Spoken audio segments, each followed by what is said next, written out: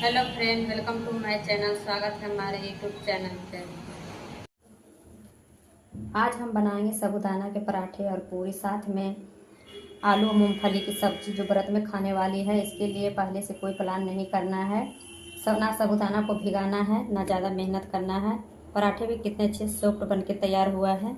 तो चलिए बनाना शुरू करते हैं। तो सबसे पहले हम यहाँ पे साबूदाना ले लिए हैं 1 कप। वजन के हिसाब से ये 200 ग्राम है। ये मीडियम साइज वाले लिया है, जिससे कि हम खीर बनाते हैं। और एक इससे भी छोटा होता है और एक इससे भी बड़ा होता है। अब इसे हम क्या करेंगे, हल्का सा भून लेते हैं। तो साबूदाना को भूनने के लिए हम यहाँ पे चूल्हे पे पैन चढ़ा दिए हैं। तो पैन गर्म हो गया। अब इसी में हम सारा साबूदाना डाल देते हैं।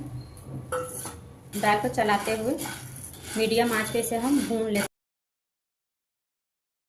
तो यहाँ पे साबूदाना को भूनते हुए 2 से 3 मिनट हो गए हैं। तो अच्छे से ये रोस्ट हो गए हैं। अब यहाँ पे गैस को बंद कर दिया है। अब इसे हम उतार लेते हैं। अब इसे हम ठंडा होने के लिए एक प्लेट में निकाल लेते हैं। तो यहाँ पे हमने साबूदाना को एक प्लेट में निकाल लिए हैं। अब इसे हम ठंडा होने देते हैं। उसके बाद हम इसे, तो यहाँ पे साबूदाना अच्छे से ठंडे हो गए हैं। अब इसे हम क्या करेंगे, मिक्सी का जार में डालकर अब इसे हम पीस लेंगे।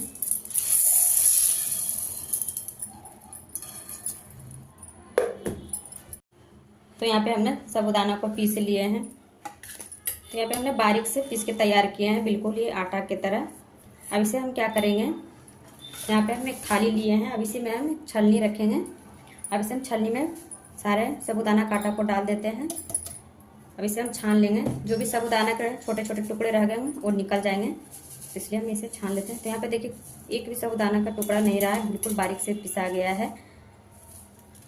तभी से हम आटे को साइड में रख। तो साबूदाना को पूड़ी बनाने के लिए यहाँ पे हम 3 उबले हुए आलू लिए हैं। ये छोटे साइज का है। अब इसे हम क्या करेंगे, ग्रेटर से कद्दूकस कर लेते हैं। अब चाहे तो हाथ से भी इसे मैश कर सकते हैं।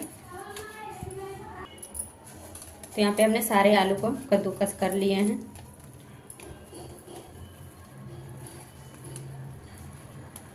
अब इसे हम साइड में रखते हैं। अब इसमें हम डाल देंगे जो साबूदाना का आटा पीस कर रखे थे। अब इसी में हम थोड़ा थोड़ा करके, तो यहाँ पूरा नहीं डालेंगे, जितना लगेगा हम उतना ही डालेंगे। यहाँ पर हमने इस तरीके से आटा डाल दिए हैं। अभी मैं डाल रही हूँ सिंघा नमक। तो आप व्रत के लिए बना रहे हैं तो आप सिंघा नमक डालें। अगर आप ऐसे खाने के लिए बना रहे हैं तो आप सादा नमक भी डाल सकते हैं, 1/2 चम्मच। अब यहाँ डाल रही हूँ 1 बारीक कटा हुआ हरी मिर्च, बारीक कटे हुए हरे धनिया। अब सारी चीज़ों को हम हल्के हाथों से इसे हम मैश कर लेते हैं। अब इसे हम मैश करते हुए डो की तरह बना लेते हैं, जिस तरीके से हम रोटी का आटा लगाते हैं उसी तरीके से। तो यहाँ पे हमने जो आटा थोड़ा सा बचा कर रखे थे वो भी हम इसमें डाल दिए हैं। तो इस तरीके से हमने आटा डालकर मिला लिए हैं। तो यहाँ पे डो थोड़ा टाइट लग रहा है, हमें इसे सॉफ्ट डो बनाकर तैयार करना है। तो हमें क्या करेंगे, यहाँ पे हम थोड़ा सा हाथ में 1 चम्मच के करीब पानी लेकर इस तरीके से हम डालकर अच्छे से मुलायम सा डो लगाकर तैयार करेंगे। तो यहाँ पे डो लग के तैयार हो गया। अभी इसे हम क्या करेंगे, इस तरीके से थोड़ा थोड़ा हल्के हाथों से पानी डाल डाल के हम अच्छे से इसे मसलते हुए 1 मिनट तक इसे हम और चिकना कर लेते हैं आटे को। तो यहाँ पे हमने आटा लगाकर तैयार कर लिए हैं। अब इसे हम क्या करेंगे, ढककर 10 मिनट के लिए इसे फूलने के लिए साइड में रख देते हैं। तो यहाँ पे आटे को रखे हुए 10 मिनट हो गए। अब इसे हम चेक कर लेते हैं। तो यहाँ पे आटे अच्छे तरीके से फूल गए हैं। तब हमें क्या करेंगे, हाथ में थोड़ा सा तेल लगाकर अच्छे से एक बार हम आटे को वापस से मिक्स कर लेते हैं। तो यहाँ पे तेल लगाने से क्या होगा, आटा जो है हाथ में चिपकेगा नहीं। तो यहाँ पे हमने आटे को अच्छे से एक बार मिक्स कर लिए हैं। अब हम यहाँ क्या करेंगे, छोटे छोटे इस तरीके से पूड़ियाँ जिस तरह से बनाते हैं उस तरीके से हम छोटे छोटे इस तरीके से लोई ले लेंगे और इस तरीके से हाथों में अच्छे से चलाते हुए चिकना कर लेते हैं पेड़े की तरह। यहाँ पे हमने इस तरीके से डो को पेड़े की तरह बना लिए हैं। अब हम क्या करेंगे, यहाँ पे एक चॉपर बोर्ड लेंगे या तो आप चौकला भी ले सकते हैं। अब इसी में हम थोड़ा सा तेल लगा देते हैं। तेल लगाकर इसे बेल लेंगे। चौकला में भी इस तरीके से, बेलन में भी हम तेल लगा देते हैं और हल्के हाथों से इसे बेलना है। तो ये साइड साइड फट रहा है, कोई बात नहीं। इस तरीके से यहाँ पे हमने ना ज़्यादा पतला ना ज़्यादा मोटा रखे हैं, मीडियम साइज का मोटा रखे हैं। अब इसे हम क्या करेंगे, एक कटोरी लेंगे। अब इसी से हम काट लेते हैं। तो इस तरीके से हम कटोरी से काट लेते हैं। और जो भी इसके साइड साइड है उसे हम आटा को निकाल लेंगे। फिर वापस हम इसे पूरी बना लेंगे। तो यहाँ पर हमने एक पूरी इस तरीके से बनाकर तैयार कर लिया है। तो यहाँ पे हमने आटे में धनिया पत्ता और हरी मिर्च भी डाले हैं। आप बिना हरी मिर्च और धनिया पत्ता डाले भी बना सकते हैं, केवल सिंघाड़ा नमक डालकर। इसे अब हम तेल में फ्राई कर लेते हैं। तो यहाँ पूरी को तलने के लिए हमने तेल गरम कर लिया है मीडियम टू हाई फ्लेम पे। तेल बिल्कुल भी मीडियम आंच पे गरम नहीं रहना चाहिए। अब इसे हम मीडियम टू हाई फ्लेम पे पूरी को अच्छे से तल लेंगे। इस तरीके से हम इसके ऊपर गरम तेल डालते जाएंगे। तो पूरी के ऊपर हम इस तरीके से गरम तेल डालते जाएंगे। तो यहाँ पे पूरी अच्छे तरीके से फूल गए हैं।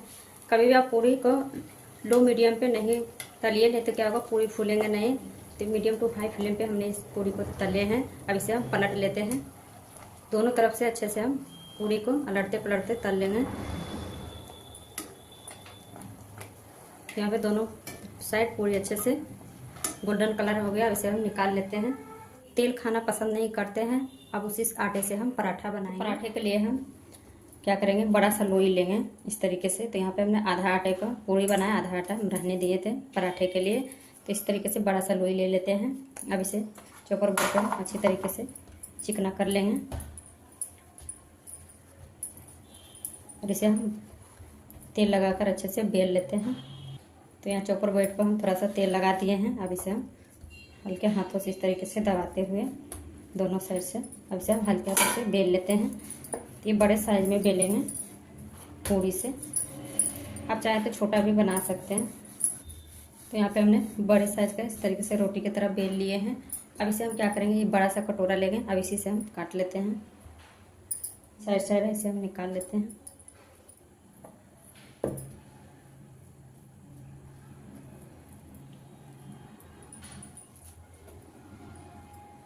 अब इसे हम हल्के हाथों से इस तरीके से निकालेंगे। तो ये आराम से ये निकल गए हैं। अब इसे हम पका लेते हैं।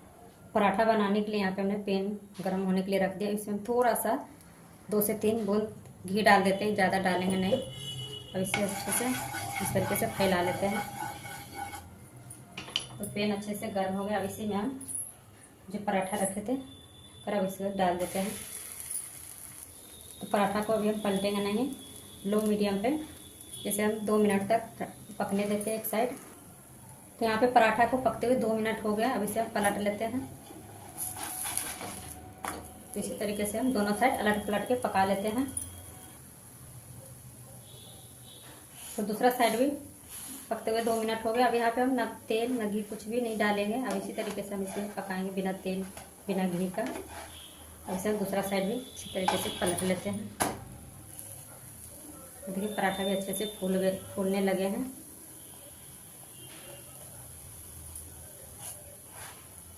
पलटते पलटते पराठे को भी पका लेते हैं।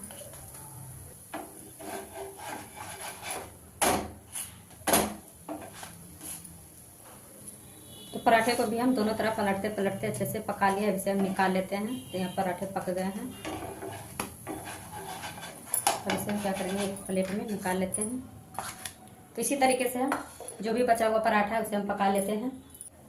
तो यहाँ पे पराठे पूरी बनके तैयार हो गया। अब इसी के साथ खाने के लिए हम सब्जी बना लेते हैं। तो व्रत में खाने के लिए यहाँ पे सब्जी के लिए हमने यहाँ पे 3 आलू लिए हैं। 3 छोटे साइज का आलू है। इसे हम क्या करेंगे, हाथों से इस तरीके से तीनों आलू को तोड़ लेते हैं। तो ये हल्का दरदरा ही इस तरीके से रखेंगे, मोटा। तो यहाँ पर हमने 3 आलू को इस तरीके से मैश कर लिए हैं मोटे साइज में। अब चलते फटाफट सब्जी बना लेते हैं।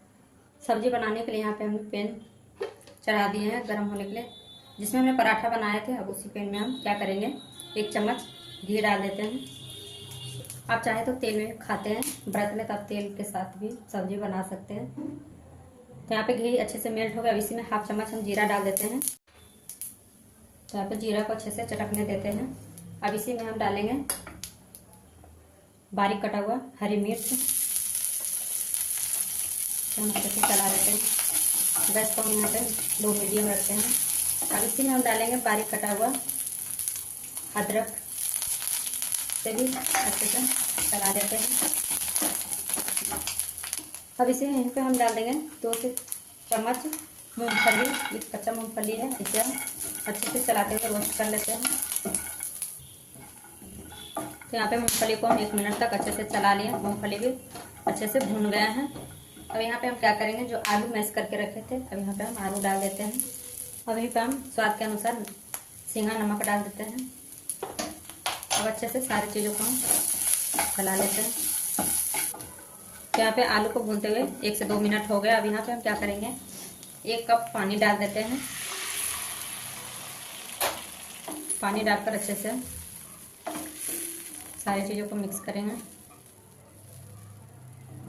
अब यहीं पे डाल रही हूँ 1 चम्मच फेंटे हुए दही। ये ताज़ी दही है, इससे सब्जी में बहुत अच्छा टेस्ट आता है। अच्छे से हम दही डालकर चला लेते हैं, नहीं तो दही क्या होगा, फट जाएगा। इसी तरीके से हम चलाते हुए, तो यहाँ पे सब्जी को पकते हुए 4 से 5 मिनट हो गए हैं। तो सब्जी अच्छे से पक गए हैं। अब यहाँ पे हम क्या करेंगे, 1/4 चम्मच काली मिर्च पाउडर डाल देते हैं। अच्छे से हम मिक्स करेंगे। तो यहाँ पे सब्जी पक चुका है। अब यहाँ पे हम क्या करेंगे, बारीक कटा हुआ हरा धनिया डाल देते हैं। धनिया डालकर अच्छे से एक बार हम चला लेते हैं। तो यहाँ पे सब्जी बन के तैयार हो गया। अब गैस को हम बंद कर देते हैं। तो ये सब्जी बनाने में ज़्यादा टाइम नहीं लगता है। तो अब इसे हम निकाल लेते हैं। तो फ्रेंड, बन के तैयार हो गया है साबूदाना के पूड़ी और पराठे। इसके साथ हमने आलू और मूंगफली का सब्जी बनाया है, जो कि खाने में बहुत ही टेस्टी लगता है। तो ये पराठे भी कितना अच्छे सॉफ्ट बन के तैयार हुआ है, पूड़ी भी। तो इस नवरात्रि में इस तरीके से पूड़ी और साबूदाना के पूड़ी पराठे बनाकर खाइए। तो फ्रेंड, अगर हमारे वीडियो पसंद आए तो लाइक शेयर सब्सक्राइब जरूर कीजिएगा। Thank you.